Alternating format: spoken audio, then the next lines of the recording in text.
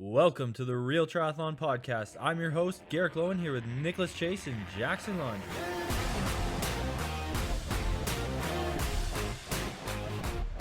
Welcome back to the Real Triathlon Podcast. We're doing something absolutely wild today. We're recording while it's daylight outside, and we have the man of December with us, Marc the Shark, who had a huge second place finish in Indian Wells, and then the next weekend he backs it up with a win at Challenge Salinas.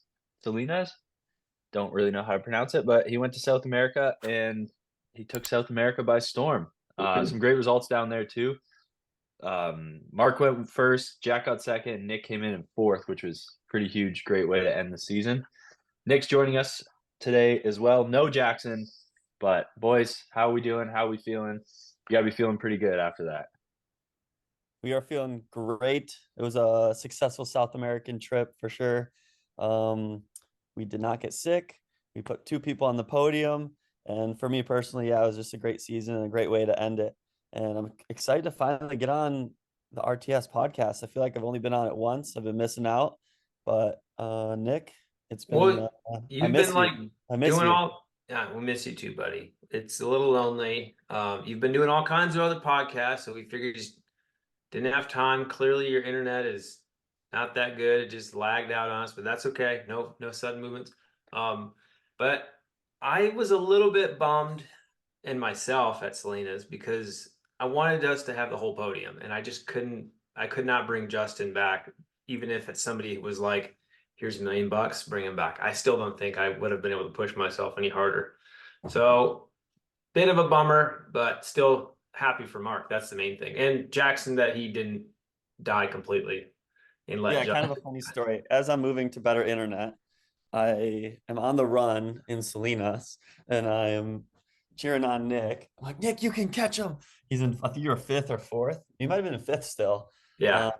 Before that guy dropped out. And then he's like, turns to me, he's like, I'm hurting too. Like, Nick, they're hurting up there. You got it. I was like, I am also hurting. It was rough.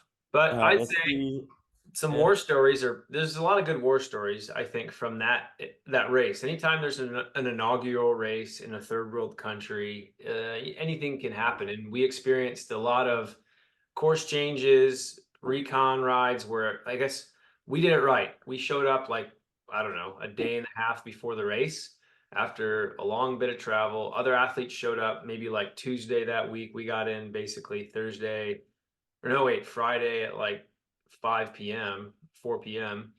And they all got like 4 people got sick. We avoided that. A couple people got flats, sliced tires because they did a recon route and hit a gravel section.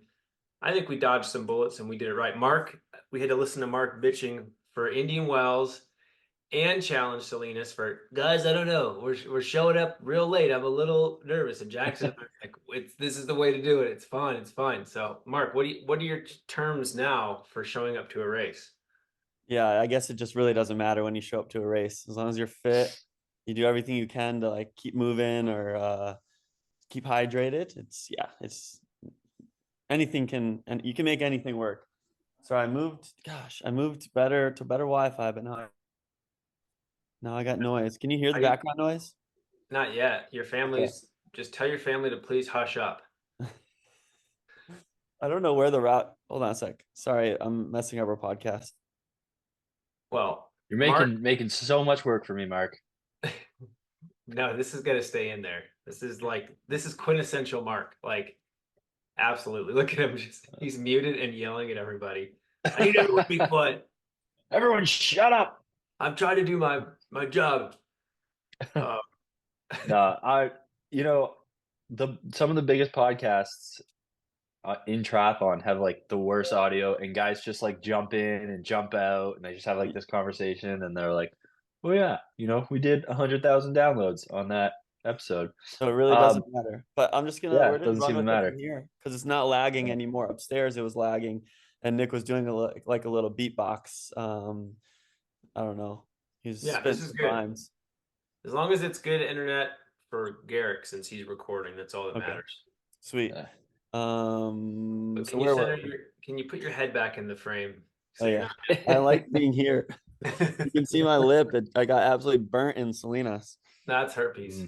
on our nope, it was from our beach day. Don't spread rumors. Well, I guess you'd have to have had like an experience in that realm to actually get anything. So I we know. feel like we've kind of touched on that for a while with the between two Ventums. Just really just laid it into me about that. Mark, it's only because we love you. Garrick, did you watch the Between Two Ventums, or did you not be a fan of anything we do? I try to avoid all RTS media as much as possible, including this podcast. So, Ouch. no, I did see it. It actually just popped up on my feed today, but I didn't get a chance to watch it. It was this morning. Garrick, So you I did saw, good. yeah, I Yeah, saw Between Two Ventums FOMO there. so much that you can't watch it. And then part Yeah, it 2 just hurts of me. Indian Wells just got launched today Yeah. as well.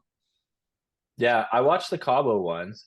That was really funny. For some reason, none of the RTS stuff pops up on my YouTube, even though I'm subscribed and I watch every video. It never recommends it to me. All right, here we go. I've got a bit of a conundrum here because we've been putting out really good shorts, really good like rotational content, whether it's race stuff or info, and we're just not hitting that growth. Like, I don't know the YouTube analytics as an expert, and I've been doing everything I can read, but it's just been frustrating to not have that happen. So what's the And answer? like it's really high quality stuff. Like Between Two Ventums, like it looks like a high quality production. As quality as you can get in my garage. Yeah. I mean, that was a full-on setup. We had the backdrop. Nick was out there for like an hour setting it up. It looked amazing. I had 4 lights. It was crazy. Yeah. And like podcasts were up 72% in terms of downloads this year. This is our This first year podcast? we've gone over 100,000 downloads. So Wow. like we're up quite a bit. So that's growing. I don't know why it's not translating over to YouTube. I think it's probably something I have to do better with our channel. I don't know. We'll figure it out. It's all about just Yeah. keep putting them out there, and I think soon it'll grab some traction. Yeah. And so, Mark, Yeah. back to you. Sorry for the tangent, but what have what has this meant to you for the last couple of months? Like, it wasn't just Indian Wells and Salinas. Even before that, you had a great race at Alcatraz. You absolutely fought back for a second place at Cabo. The back half of this season has been sterling. So what do you think attributes that? And you're so happy-go-lucky. Like, your mindset? What is that like? Yeah, you're right. It has not just been the end of the season where everything's kind of started to like pick up as far as results and just mindset wise. I think my coach and I, James Peterson, started seeing some good or better results early in the season, like Pucón, January of this year, like off of 2 weeks, completely off of training, got back, did 2.5 weeks of real training, and then raced, and was like right back where I kind of was the years previous. Like, of course, I was focusing on short course, and then earlier this year was still focusing on short course. So I think a lot of it had to do with just training and being able to get on the TT bike a lot more and doing those 70.3 specific bike sessions in the aero position. But yeah, Alcatraz was kind of the start, and then that got me onto the PTO US Open, and then that got me some good confidence and momentum leading into the 70.3 World Champs. That went pretty well with 8th, and then yeah, just like we've nailed the training, the recovery. I've been surrounded by some really good friends and training partners with you and Jackson, and we were in Font Romeu with Joe Skipper, and then just getting like used to the feeling of the 70.3 distance. I'm still getting pretty sore from the races, but and I think that'll always be the case when you dive pretty deep and go dig deep for that kick finish or whatever it is. But I used to just be like handicapped. I'm not sure if I'm allowed to say that. I used to just be handicapped for like 4 days after when I first started 70.3s. I literally couldn't walk. And now finally getting used to that distance. Is it recovery's changed? Has the training developed too much differently? I mean, it sounds like your lifestyle also puts you in multiple scenarios of living. Like, has that been Like, do you think a hindrance or an aid? You know, I the think, life, because your lifestyle is pretty much going to determine a lot of what happens in the race. yeah, I've always been pretty disciplined with training. So for 3 years, like since 2018, I've, been somewhat all in on like training. I've of course have part-time job the whole time, but last summer I decided to do like switch from my routine of doing New Hampshire and Florida to switch to Boulder, and then we decided to do Tucson for the winter. So I guess it is a mix of like I get to choose, like I'm doing exactly what I want to do, and I'm very grateful to have that flexibility. So I think that adds into it. I'm still following my coach's training, but I can do it on the whatever the sleep schedule I want, the time when and where I want, exactly how like what makes me like the happiest, I guess. But I'm just nailing the training still. But I think there's a lot of factors, and I'm just getting stronger. I started lifting, and I think that's a pretty big factor. I had pretty weak hamstrings, and that was leading to some weird pain in my Achilles and glutes. And since getting in the gym, it's nothing major, but it's really helped my bike efficiency and just injury. I always get these little aches and pains while I was running, and I haven't really had much of that anymore. I like it. Sorry, real quick too. Actually, I forgot what I was going to ask. Garrick, do you have anything while I recoup? So you're saying that the Norwegians are doing it wrong because they don't go to the gym. That Oh, I'm actually really glad you asked that, because I would say lifting isn't for everyone. I think you probably should do some sort of like physical assessment, because you're right, the Norwegians do not lift. But they've also probably been cycling their whole life. I started cycling in 2018. I obviously grew up swimming. I was a runner in college, but battled some injuries. So I am pretty new to lifting as well. But I think if you can figure out a way, go get some sort of assessment, because you can't have like any weakness at the top level, especially if it's like a major like muscle group like the hamstrings, where it was definitely affecting me. I think the gym it's also interesting that with all the training we do, strength on the bike, strength on the run, there's variations of strength you can build in with the specific swim, bike, run aspects, pulling with big paddles, Mhm. resistance. I think if you build in pure strength resistance within those workouts, you're probably getting a lot of the same stimulus. But I think the gym is, like you said, it's there to fill in the voids with physical limitations that have been developed over a nonlinear progression. Maybe you just have you sit all the time, and that's bad for your hips. Like if you can take care of your hips and shoulders as a professional athlete, you don't have to lift heavy, but you just have to keep everything strong laterally. I think that's kind of the best recipe that we've seen. And the athletes who don't, they eventually can ride that train for a while, but then I think eventually the injuries do start to pop up once the weak areas they get overpowered drastically. So it's good on you, man. I think adapting is great. And back what I forgot about, I was gonna say earlier is I think right now is a really kind of pivotal moment for athletes in our sport, because if you can't be out of the water or in the water fast with a good get out and stay in that first pack, oftentimes you're left behind in the swim. Like it used to be said, what, you can't lose the race in the swim, or wait, you can't win the race in the swim. Yeah. But I believe you can, because the gaps you all put into us at Indian Wells, like I had just a subpar swim. I came out near 30th. I had to fight my way back up into 18th. But if I had come out in 15th, I would have been fighting for hopefully a top 8 or a top 5. So I think, Mark, your swim background and your ability to bring that to the table has set you up for such success. And I'm not trying to dog on anybody, but I think Jackson's frustrated as hell with that, because on our team, Jackson's been smashing it for years and he's been the guy. And now him and I always, every year, every time it's this time of year, we're like, next year, we're going to focus on getting our swim better. It's like, we are like, we're going to be there. And it's so hard and frustrating. But for you to have that, it has to set you up for so much confidence during the race. Yeah, it definitely does give me confidence, especially with like what's to come in at the end of this year, when we know there'll be a lot of the short course people coming in.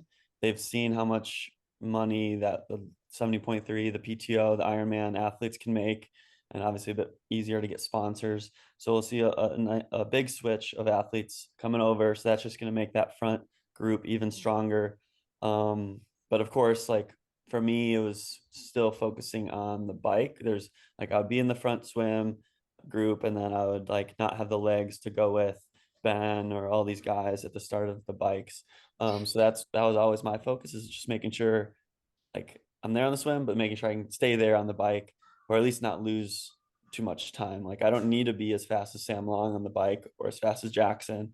I just need to either be there. Like when Jackson passed me at mile 40, like he's obviously had a huge effort the whole time where I've had this group. So either like when that happens, go with him, or hopefully one day affect the race from like, and I think it's coming, like go off the front with Ben, go off the front with who knows, Martin Van Riel, the Norwegians, and just hopefully stay out there, and then hopefully the legs can hang on. So I don't have to worry about, just hopefully I can just affect the race in any way I want, I guess. Do you find that this year is like the year that we've seen a big jump in the tactics in racing, where it's like we've all seen it coming, but now it seems a lot more similar to draft legal racing in the same tactics? I think with the 12 meters, it's going to be pretty similar. When if you switch to the 20-meter draft for like PTO races, it'll change. I think you'll see those big powerhouse bikers coming through a bit more. And then some of the people who are maybe missing 10 to 15 watts on the bike, not be able to stay with that front group as they're coming off the swim onto the bike. So I think the 12 meters, we'll just keep seeing these groups like at 70.3 Worlds, where just this mega group. It did splinter, of course, halfway through, but I think we'll see these really, really big groups continually form now. Yeah. And all right, so this will be kind of off the cuff question, but not so much. So you're known for your swim, second fastest swimmer in triathlon, right behind Greg Harper. But what do you find the big difference is between a pool swimmer that's effective in the pool and an open water guy that is strong and is consistent in the open water? I think the biggest one is like sighting and just skills in the water. Sometimes pool swimmers don't necessarily know how to swim the straightest. That's obviously like a somewhat important factor, but also just how they're gliding and catching. Like I think you need a higher rate of turnover when you swim in open water, and then just contact, I guess, like get out speed and contact at that first buoy is pretty aggressive. So you kind of have to be ready for that, being able to swim when you have 4 or 5 people on your hip, on top of you, hitting you, whatever it is. And then a lot of it too is just like, I was always like this in pool swimming. I had the worst wall flip turns underwater. So I think a lot of times are exaggerated when someone's a really good pool swimmer, because they still have that technique of pushing off the wall, 5, 6, 7 underwater works are coming out by that, 5-meter mark, where you don't have that in open water. So That's a good question. My times in the pool have, go ahead, Nick. No, I didn't mean to cut you off, Mark, but I think exactly to your point, I'm that guy. Like my pool technique has always been I love it. I've always felt smooth and powerful. Open water, it really hasn't translated. I lose about 10%, if not 10% on the get out. Once I'm up to speed and warmed up in the open water, I feel great. If it's choppy, I feel even better. But if it's like a placid open water swim start, I just get shot out the back. Like people will put 3 or 4 body lengths in me within 20 seconds. And I think that you're right. Like turnover and power trump form when it comes to that open water start. You've got to be able to sustain, a really high lactate threshold for, a couple of minutes for that opening of the swim. And I think I've just really lacked that over time. And that's probably where I've need to work in my off season specifically, because that's where the race is getting away effectively. And if you don't have, let's just say you're out of the water by a minute, that's a a minute can take 20 to 30K to bring back. Mhm. And you have to ride at threshold. You can't ride where you all are. You're riding conservative just to maintain, but still try to get away. So I think it's a different race if you're a minute down. And if you're a minute and a half or 2 minutes down, you almost have to just count on your run to bring it back because you might not catch the lead group. And as we saw with Jackson these past few races, he's had to murder himself to get up there. And it's kind of stunted his ability to run because he's had to ride so hard. And he is riding as one of the top 5 cyclists in our sport. So it's a tough game right now to catch up to the swim bikers who also can run. And Mark, I mean, I'm not trying to discredit any of your abilities. Your swim's amazing. Your bike has stepped up because you're hanging with the groups, and maybe in the last 5K, 6K, they're breaking away. But your run has been world class. I mean, 110, 111, even at Salinas where it was really hot. You just did a half in Indian Wells the week before, and you hunted Sam Long down in the final mile and closed on him and passed him with nobody saw that coming. He didn't see it coming. So your run is there too, dude. I mean, you, in our opinion, on our team, especially, I mean, you are the hopeful for 70.3 world champion in the next imminent year, if not that, the next coinciding years. I think you've got what it takes with the recipe of success to take on the Norwegians. Ooh, well, I really, really appreciate that, Nick, obviously. And yeah, I think I really this year I haven't put any like cap on my like what I think's possible. I just keep working hard and surrounding myself with the right people, doing my coach's training, but also like obviously good communication with my coach because it's not all smooth sailing in training, of course. But yeah, I think switching from short course to long course, and now I'm not ever going back to short course is obviously enabled me to have this year. And yeah, who knows what's possible in 2-3 years, but I know I have a lot more growth just because, you know, I love the grind and the progression, and who knows, like with aero testing, Nick, we've been talking about this, but who knows what can happen if I do a little testing, not saying that's going to save me like 10 minutes, but if it saves me just a little bit, then that's going to help my run as well. Because the bike strength, all this work on the bike has translated so much to my ability to run off the bike, which I'm obviously really stoked about.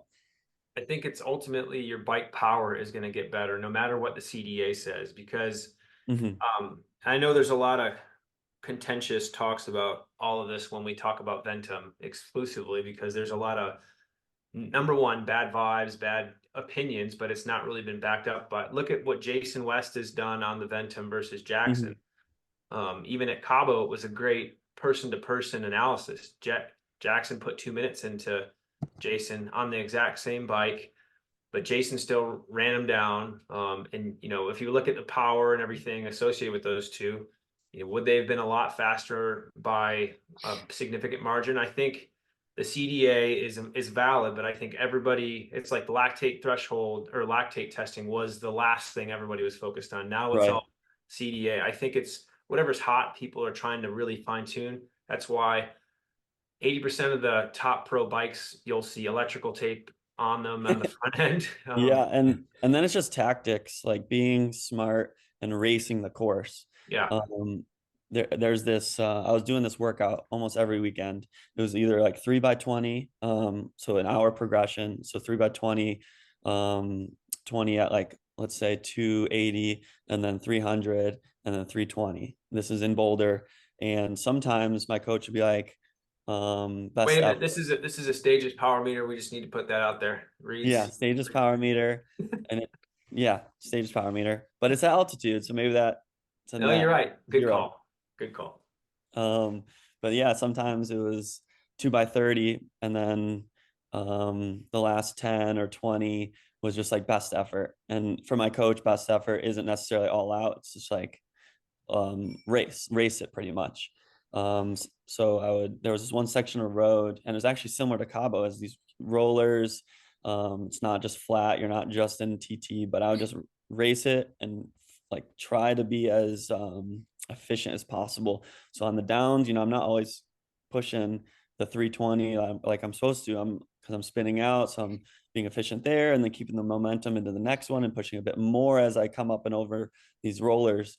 And I think a lot of people just need to put a little more thought into the race tactics or just racing the course. Like St. George, you can't expect to hold like 300 the whole time. You need to race it like what's the fastest, and that's probably pushing 350 or 340, whoever you are, up, and then maybe possibly coasting on the way down. But I think riding with better people, like I've rode or watched how Rudy and Joe Skipper race and what they talk about, and it's pretty interesting. And that's without group dynamics, of course. Yeah, I think variability needs to be taken into account of whatever course. Like Daytona, completely flat, you are expected to push instead of 350, maybe 320, 310 for the entire time sustained. And maybe there's some breakaways, but you're not going to get a break. In your matches you burn, you will not be able to recoup for take some breaths. So yeah, it's all about finding those points to burn a match. And just to go back a little bit about your, like the swimming and short course, like it was totally worth burning a big match to get to that first buoy. Because no matter if you're like the energy you take to get to that first buoy is the same energy it's probably going to take to fight off the people. So you're either getting to the first buoy if you can first, or going through it cleanly. That obviously really, really hurts. You're probably super gassed, tired from it. But it's the same amount of energy it takes to fight off 30 people when you're rounding the buoy at half the speed. And then if you get there clean and around these buoys, now you're 20 meters, 30 meters ahead. that's huge. Yeah.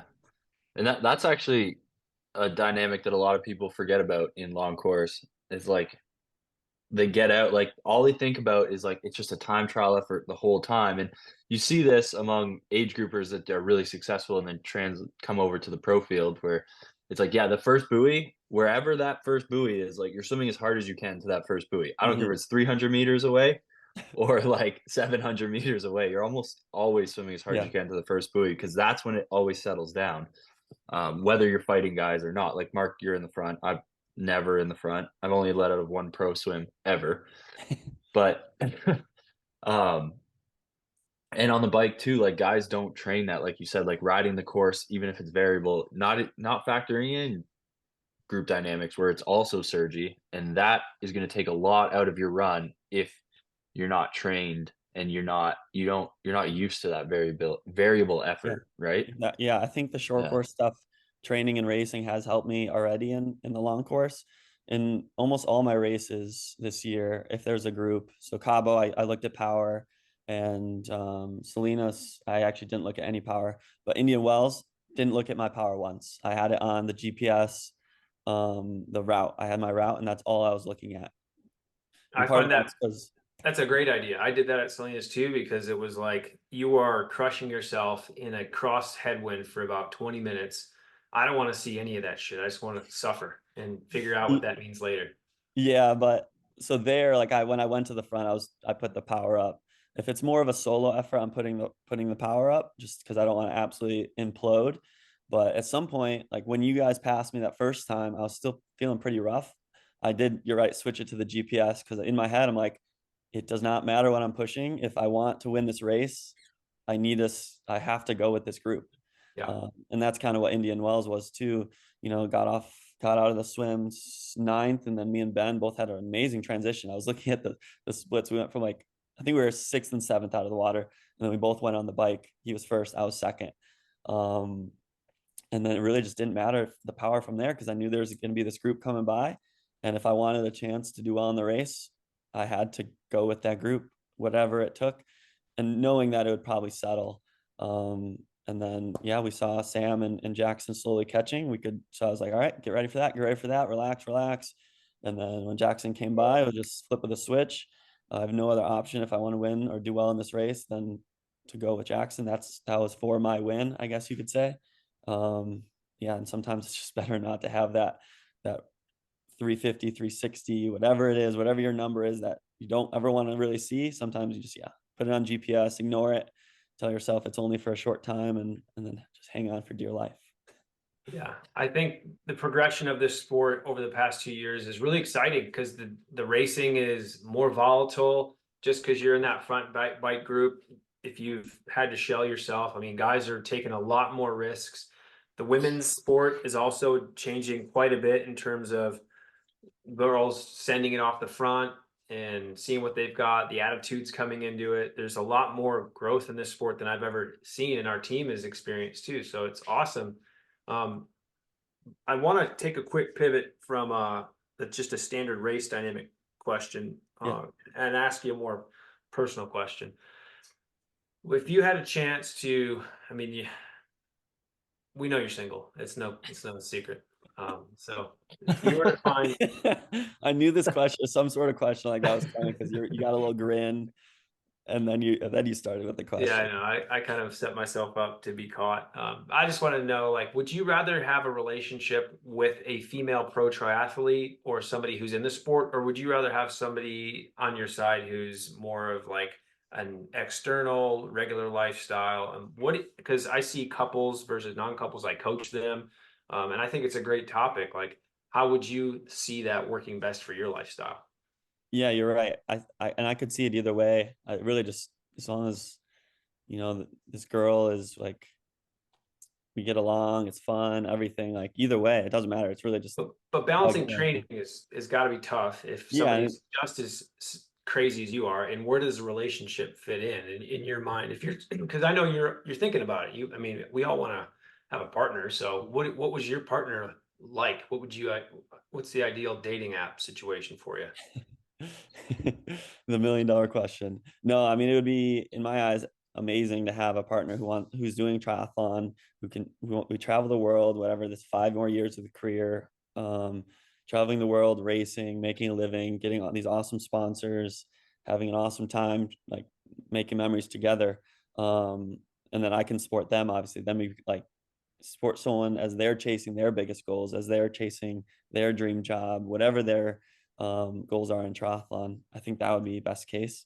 But having someone at home, somewhere I can come, like I come back, we're still a team. They're not competing, but it all would be awesome. But it's not like I'm gonna be unhappy with that if someone's not a triathlete. Did you have someone in mind? You had someone in mind, Nick? Well, mainly I wanted to make this a bit of a plug for anybody who's out there listening, who knows somebody who could be loving to have a very cuddly Marc Dubrick, who is, I can tell you, he's good around the house. He cleans up. He's aware of his own stuff. He's not selfish in any way. And he's also a top athlete. I mean, Marc, you got a good resume. I'm just trying to get it out there. Thank you. Yeah. Anyone listening, slide into my DMs. Marc, how old are you now? 29. This man is 29 years old and he already winters in Tucson. Like, he's a catch, guys. Scenario. His vehicle already lives in 2 places throughout the year. Yeah, honestly. Yeah, we can sleep in my vehicle as well. It's that big. It is. Are you still driving that Yukon? Yeah, well, Suburban, but yeah. Suburban, yeah. Sorry, Yeah, Chevy Suburban. I kind of messed up. I meant to do Marc's triathlete vehicle episode like 10 times while we were here, but it was so full on and busy. I just didn't get a chance. But I'm so glad we didn't do that, because you'd have this plug in this podcast. Hey, Marc's single, Marc's awesome, good looking, great abs, better abs than me or Nick Chase. Yeah. And then we do this what's the clip called? Just like pro triathlete cars or whatever. Yeah, there's not like an official title yet. And then it would absolutely turn off every single woman in the world, like what my car looks like. Wow. On that note, I think we maybe need to probably show a picture of that car at some point. We'll put it over the screen now. At least when I get back to Tucson. It's not worse than Jack's old that was rough. Crown Vic or what he was. That was hilarious because he won Oceanside and then that video got published like 2 days later. It's like Jackson Laundry beats Alistair Brownlee and then here's his car. It's like a 1998 Crown Vic or something. Yeah, I will say, if like you were stranded somewhere, you would want my car. Like, I have so much stuff in there. I have winter jackets. We got all the sleeping stuff, pillows, blankets. There's food in there. There's a propane baby stovetop. Yeah, honestly, there's so much in there. So it is messy, but that's just because I don't have like a home base. So I'm moving Boulder, Tucson, back to Boulder, sometimes obviously St. George. And I just kind of bring in everything that I need with me. Well, let's just hope one day you at least have a storage unit, and then that's okay too. You don't That's have to okay carry too. it all. I mean, Yeah. One day I'll have a house, maybe in a year. yeah. Well, I mean, one of our prime directives as a team is to own real estate one day. So we'll have some RTS houses throughout some very popular locations to train and live in the future. And maybe we'll just conclude that in terms of your sponsorship. You can live there for free for 5 months. Perfect. That actually would be ideal because I'm not trying Mark, to be in Boulder for the whole year. You should just get a pickup with one of those bed campers. Oh no, you did not just fuel Yes. that fire. Oh my Yes, God. thank you, Garrick. I've been talking about this for so long that I think it's that, or it's like, so my dad joined me for our little road trip from after Ecuador. We went from Vegas to Tucson, and we were comparing and deciding what would be better, like a Sprinter van like Robbie and Amy have, or one of those pickup trucks with like the RV topper thing on it. Yeah. And it's, I mean, both are great options, but I'm leaning more towards the pickup with the RV. Yeah. Why? We can did take it that. off. You're not driving. Like, I don't know. It just seems better. Well, you can't just like, oh, I'm going to take it off. You need like an actual weighted lift, and then where are you going to store it? I mean, it's not. What do you mean? Well, actually, no. I No, guess you can you just prop them crank up on it. the sides, right? You crank it and they have like feet that come out. Ah, okay, fair enough. Okay, Yeah, then you just lift it up and they drive out. Like, this is a great question because Garrick, you did van life. So Yeah. are you happy? So Like, we go ahead. factored this in. We made, this was how we were thinking about it. So if we were gonna go full time, like just living full time, we probably would have gone that direction with the camper van, with the truck and the camper, because exactly that. Like you can drop it off somewhere and then you can just take your vehicle. But when you're camping, like when you're in the van, it's such a pain to like wrap up the whole campsite and drive, and if you got to go somewhere, right? So you would do a But trailer camper? Trailer camper with like a No, in the bed. So in the bed. Yeah, I would do the bed camper. Okay. But so the van, the reason that we went with the van was for a couple of reasons. So you can boondock with the van if you build it properly. Also, the bike storage is significantly better in the van because you can put it under the bed if you put your bed up high enough. But what I saw, I was talking to some people on TikTok, and what they did is they put bike mounts. So they put bike mounts in the back seat. They took out the back seats of the truck and they put the bike mounts in there. And I was like, that is genius. And they're like, yeah, we get like 4 bikes in here. The 4-door truck, and then you put your bikes, your expensive stuff in the truck, and then you got more space than in the. And what is the official term of these RV camp? Like, you can't. It's not a tent. It's not like a. I don't even know. It's like a cab camper. Cab camper. Yeah, or it's a truck camper. You can call it. But so yeah, so you can also buy them like decently cheap. You can get the camper with the truck. Like people sell them as a package, used for like $5-6 grand. This is what Nick was saying. So another plug. Not sure if we have any listeners who would have these, but yeah, slide into my DMs there as well. I'm in the market. So I think no matter what, because I've never lived this lifestyle, but I've always thought about it logistically because that's just how my brain works. But I would always say like pulling a small trailer, because I would just have too much shit. Like I just couldn't travel the country in a van or whatever and have that be my only amount of stuff. I'd need like a small trailer for like a trainer, for some heavy stuff, for some weights. And I think putting a little motorized Vespa so you can get to the pool really quick without having to take the truck or without having to in. I think that's probably my personal ideal. I would do that as well. So Trent and Allie, who are like the really famous van lifers on YouTube, that's what they did. They drove all the way down to the tip of South America and they put a dirt bike on the back of theirs. Yeah. But then you're a target. Like people sometimes will try and like steal that shit. But if you put it in a trailer, then that's a little bit safer because no one can see it, I guess. Yeah. The Wurtels, when they were doing it, they had just like an enclosed trailer that they towed with their RV. That's what I mean, yeah. For their stuff. Yeah. And you could even have a spare bedroom in there. You could have, hey, I got an air mattress. It's technically you can come sleep at our house in our enclosed trailer. Yeah, no, it's true. I mean, some of those, they're pretty big. I wouldn't want like a gigantic one because obviously Like a then you got to get a more 12-footer. expensive truck. But I'm still talking. Oh yeah, trailer, plenty of beds. But even the ones that go on in the bed, you have the bed over the car, and then a lot of times the table or the whatever the kitchen Yeah. area turns into another bed. So you can have Yeah. guests there as well, and especially if they have pop outs. Wow, this has been a Good tangent. Thank you, Yeah. Garrick. But this is your life, man. This is your life. Yeah, but I wouldn't live in it. It's just like it would be convenient to have on these like 1-2 months of the year where I'm either going down to Tucson, I could like park at Nick's house, and then I don't have to bug him for an extra room or just going to some races. But It's freeing, man. Like when we were on our van trip, it's like you can do whatever you want, whenever you want, because you just park and sleep. it is nice. And I'm gonna need Yeah. a new car soon. Well, knock on wood. I love my Suburban. But like realistically, it's got 200,000 miles. So That's clutch. Yeah. And she drives great. I can attest. It's a good unit. All right. Well, moving on from van life, Mark, future endeavors next year. Your next, like, go over your next 6 months with us. What does that look like? yeah, surprisingly, I have that kind of planned out. Not like the specific races yet, just because I don't know about the PTO. So that's what I'm hoping for is getting on the PTO series.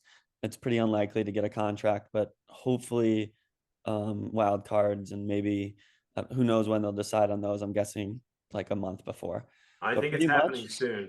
oh, the whole schedule will happen soon, but like wild cards wouldn't, right? Yeah, for sure. I know they're starting to actually talk about contracts with Yeah. some of the higher ended athletes now. So I think they're getting there. I mean, if I can form a pitch about how I have like 2 of my scores in the top 10, who knows? Like, but anyways, yeah, just I'm gonna have an awesome off season. I'm taking my 2 weeks, maybe a little bit more, completely off of training. I did a hike the other day, but I'll do some like walks and maybe easy swims next week. But definitely taking at least like 8 or 9 days doing nothing. And then I'll get back into training. Probably, yeah, some just easy volume, maybe 25 hours of just no intensity, still focusing on the bike, and then probably open up in Oceanside. So that gets us to April. Probably do Oceanside, and then we got St. Anthony's and St. George, and then all of us qualified for the Challenge Championships. So that's option, but it's all the way in Europe. So we'll see if it makes sense. And then I want to defend the title as well in Escape from Alcatraz, which is June. So there's halfway through the year. Like That's great. 2 fulls, maybe 3, and 1 Olympic. And I can attest that as Mark's agent, we have been heavily working on getting him a new bike. So don't worry, everybody. Mark's going to be ripping on a new vehicle of dominance very soon. Yeah, it's gonna be kind of sad to part ways with the old Trek, but some good stories and the wheel. Maybe we get Envy, like orange Envy, just as like a just the throwback orange. Yeah. throwback, like remember where I came from. But So is that sponsorship with duct tape going to be done then? Yeah, I just got back. Their CEO just got back to me, and he's like, "Mark, we want you. Like, how much do you need? Like, I was like, wait a minute, wait, huh? That would be pretty sick. Just duct tape sponsor. I don't know. It would make no sense, but You want that gorilla tape? That's yeah, what we want the gorilla tape. Oh, right, yeah. Well, Hopefully a new whip, and yeah, I think like I'm obviously like maxed out on my fit and stuff, and it's a comfortable bike, but I think a new bike I'll just get more efficient for like rolling resistance. That's been the biggest thing. I'm running clinchers still, and they're pretty like I have to pump them up quite a bit. They're 25 millimeter. So when I can finally move to the NVs, I know it's like pretty marginal, but running 28s with tubeless at 70 psi, like my body's just gonna feel so much better after. yeah, it will. It does make a difference going downhill fast. I can tell you the confidence for cornering, it just feels like you've got more grip on the road. You're not riding on just a wire. Right. And think about 5, 6 years ago, like we were all on, you know, whatever, latex tubes. We were all on narrow wheels. Like now we're on 28s and 30s and rolling Right. resistant. It's crazy how much this sport has evolved. And now we're seeing times in the 3:38s for finish times for a legit course. It's 20 minutes faster by 2 years standard. Right. It is pretty wild. What's gonna happen and what's been happening with the like the average now of these finish times. Yeah. Same with in full Ironmans. Like we just saw Rudy and Sky do the two fastest times by Americans ever, Yeah. and then top five or whatever all time. It's crazy. I think the sport's it's truly about to launch. We're of course thrilled that we've been able to stick around and support athletes and take care of our neck of the woods and try to have some good growth. So I think to your, level of commitment to us, like we couldn't do any of this without you guys, even, Garrick, you too. So the team is thriving because of the athletes who love the sport and are giving it all.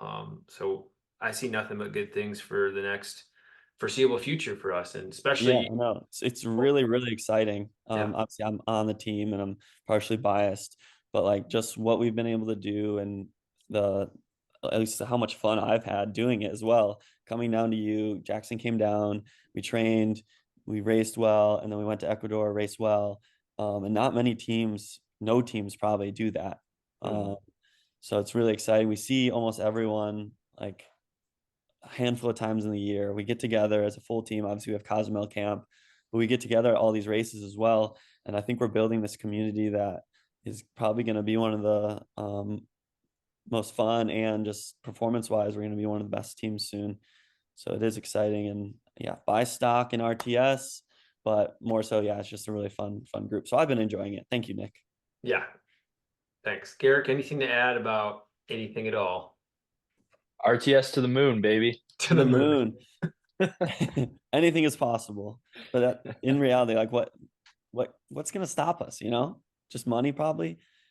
Money, toughest, biggest part of this entire sport. I was looking at it and I was like, wow, it's like $30,000 of travel expenses just this year. Probably more since all the Super League stuff. I haven't added that in there, but this sport as a pro athlete, it ain't cheap because having rent, having regular life, and then, oh, wait, by the way, you've got to earn enough money to capture your regular life plus offset all of your travel costs. Mhm. That's I think the biggest expense for any pro triathlete. If you could cover travel costs, flights, and lodging, the rest of it's normal life. And then it's like, that's if we can do that, we're winning, man. That really Yeah. we are.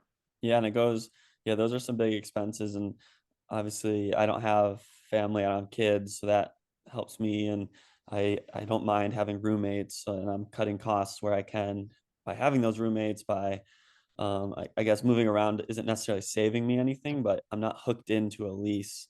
So Yeah. I can go and afford to go to remote like I did this year, go to Europe for 2 months where I'm not paying double rent. And then same at the end of this year, I'm going to Australia for a bit before New Zealand 70.3 Worlds. So yeah, it's all about cutting costs for me, but hopefully one day like saving enough where when I do start a family and have You kids, will. it's still You sustainable. will. It'll all happen before you even know it. And then you'll be like, oh shit, I got 2 kids. And then you're gonna be like, what have I've missed out. Life went by so fast. So don't worry, that will happen. Yeah. I have a 2 kids. niece who I saw for the first time since PTO Milwaukee, and she's like 4 times the size. She's just 6, 7 months, but oh man, she's so cute. So it's nice coming home. But I know what you mean, how things just like how things change. I got one final question. I think unless Garrick, you got one to final up on, but Mark, what do you want for Christmas? What do I want from Christmas? Honestly, I'm pretty happy with He wants everything a I have. girlfriend. We went over that. Yeah. Oh yeah. Come No, on. I know it sounds so like cliche to say, but I'm just pretty grateful with everything I have. I'm here with my family. My whole family lives within 10 minutes of each other. and my brother and sister-in-law asked me to be the godfather of my niece. And yeah, I'm a Hey, big family guy. congrats. So just coming home, being with family is really all I need. Fine. And I know that sounds, so cliche. It's but nothing. There's but if- nothing wrong with that. If I you wish said, Mark, if you kept asking me, Mark, what do you want? I would probably say a new bike. Okay, that's fair. But I wish my kids would have your first answer, the same Yeah, one. but they're young. If I was your kid's age, if I was the same age as London and Tyler, I would have a long list. They do. Stop. And I definitely did. Can I get a bird? Can I a dog? Garrick, all right, what else you got? All right. I think we've been on here for quite a while now. I think it's just about time to let Mark get back to his family. Yeah, well, they have their projects as well. But yeah, I guess if there's nothing else, it's been fun having a little chat with you guys. Garrick, I haven't talked to you in forever, so it's good to see your face. Yeah, man, it's been a minute. Well, I'll see you in Cozumel. Yes, let's And, go. Have you booked flights? Yeah. No, but I'm gonna book the same flights as Jack. So I'm gonna do it actually right when 18th? I get off here, 18th to 27th. Yeah, Perfect. when I get off here, I'm gonna do that. So no, it was good to see you. It was good to see Nick. I haven't actually talked to Nick since my wedding, so Which been I heard was good. awesome. Yeah. Congratulations, by the way. Thank you. Yeah, it was a lot of fun. Yeah, no, it was a good time. And Nick was having a good time. He stayed till like almost 10 o'clock, I think. It was right after 10. I was like, I'm going to pass out on this table. Yeah, I was like, holy shit, Nick's still here. Oh my gosh. Yeah, do I a little can, late for him. Yeah. All right. But- Well, thanks, Mark. All right. Thanks, Garrick. And we'll talk to you after the holidays. Sweet. Thanks, guys. Hopefully I did a good one. Peace out. Peace out.